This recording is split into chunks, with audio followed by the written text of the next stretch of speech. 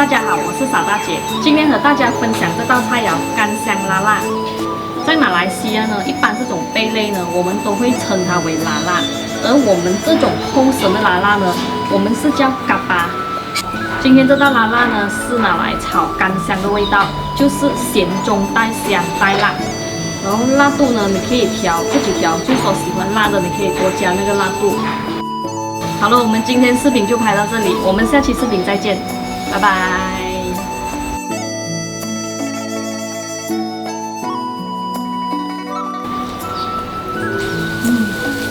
很香香的味道，辣辣的，带一点点甜，非常好喝。